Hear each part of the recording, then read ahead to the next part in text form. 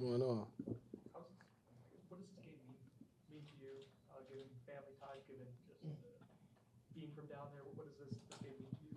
I mean, it means a whole lot.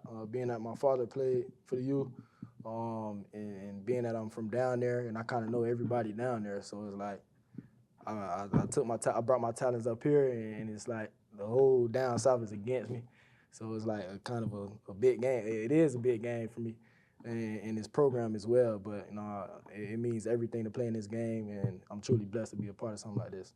Do you like that there's this element of some people from down there might be against you this week? Do you enjoy being Yeah, kind no of that doubt. part? I'm saying I love the position that I'm in.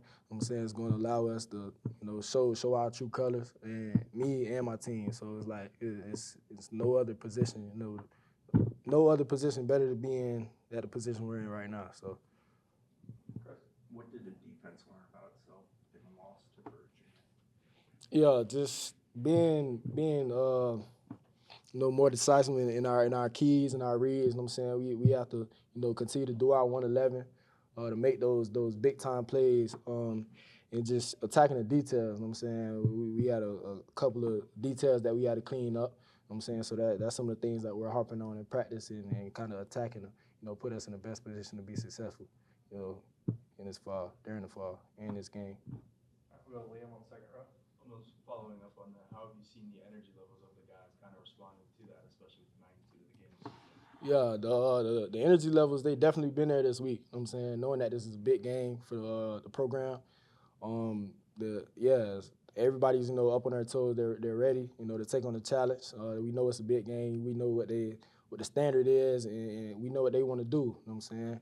They want to run the ball. We got to get big and physical with those guys and match up on the perimeter. So that's what we're gonna do. We'll go back right for Aslan. Do you really enjoy the fact that this game is going to be kind of determined with physicality? Yak said that it's going to be a war. I don't know if you or Odell are trying to let the guys know. How do you convey that? How much you embrace that? Yeah, we definitely know. I'm telling my guys down there every day, it's gonna be a bloodbath. You know what I'm saying? That's the type of game it's gonna be on Saturday. So whatever we got to do to put ourselves in position to win, throughout the week, that's what we're gonna do. You know what I'm saying? Whether that's hitting dudes hard in practice, we know that's the type of game it's gonna be. It's all gonna boil down to physicality and who wants it more. So that's what we've been harping on, and that's how we've been attacking practice. Come back up here for Brendan.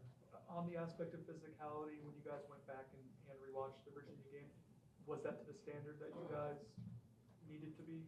Nah, 100%.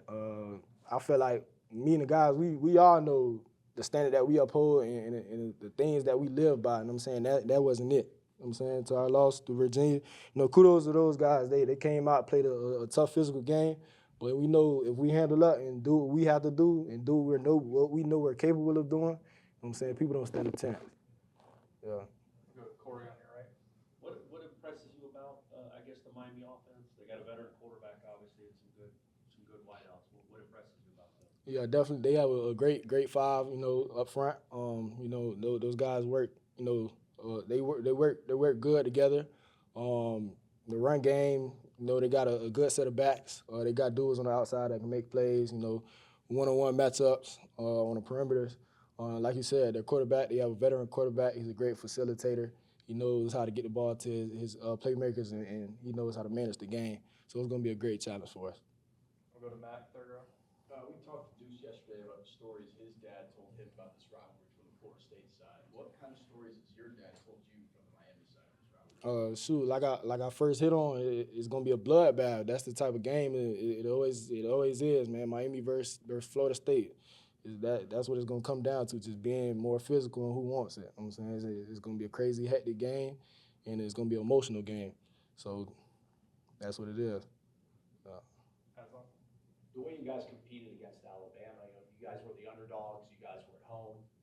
That seems to be kind of the similar thing this time around too. How much of being counted out, how much of having the home crowd do you think is going to be able to energize and help you guys out Saturday? Yeah, having playing in front of and dope, that's gonna be a tremendous factor to us. You know what I'm saying? Playing with that crowd noise, just everybody shaking the stadium, that's gonna help us in the long run. You know what I'm saying? Playing against this caliber team, but at the same time, all the non-factors, that doesn't really, it it doesn't really do anything for us on the field. You know what I'm saying? We still have to go out there and execute and dominate our box and do our 111. So that's what it's all going to boil down to that at the end of the day, just dominating our box and doing our 111. We'll come to Peter, second row on your left. Coach White specified about how disappointing he was about finishing plays, especially on third down stops. Just how much of you guys just take that to heart of focusing on just finishing plays when it really matters? Yeah, you know what I'm saying? It's third down, it's a cash down, we got to get off the field. You know what I'm saying? We got to capitalize in those moments. So that's something that's been harped on, every single day, just finishing the play, whether it's finishing through the receiver's hands or finishing the tackle. You know what I'm saying? I had a couple of instances in the game where I played with dominant contact, kind of the running back kind of bounced off, and that's part of the game, you know what I'm saying? But like I said, we got to capitalize in those moments. We got to keep finishing. So that's been a key factor in this week's practice. We'll come back to Brendan, front row. For you last year, it felt like that Miami game was really like your kind of coming out party in terms of us realizing it was physical. And as reflecting back on that, what did that game mean to you in your career? Did you view that as a turning point by any chance? I kind of, cause like y'all know, I made the transition to safety, and like you said, that was kind of my coming out game, making that transition. But you know what I'm saying? I didn't look at it as any other thing, but just me going out there and just playing my style of football, my brand of football. You know what I'm saying? And that's exactly what I'm going to do this Saturday. You know what I'm saying? I'm going to bring the aggression. I'm going to play the ball in the air. I'm going to play through the receivers. I'm going to bring dominant contact, and I'm going to play relentlessly. Like, that's just my brand of play. That's what I was brought up on, and that's what I'm going to do to help the team, be successful. Go back to Corey on your right. Did you ever, not getting on the field much at the beginning of last year, and now it appears you're one of the better defensive players in the country, but did you ever wonder, am I going to ever find my niche in college football? Am I ever going to find my place? Did you ever question your own ability because you weren't getting on the field as much as I'm sure you wanted to? No, honestly, I never had no doubt because I always knew what I could do. You know what I'm saying? So it was kind of no pressure. You know what I'm saying? It was just one of those things like God's timing. It was kind of one of those situations. So, you know what I'm saying? I just kept my head down and continued to work and just taking care of the little things and controlling what I could control. You know what I'm saying? It brought me to this point. I'm thankful for all the opportunities, that have been presented to me.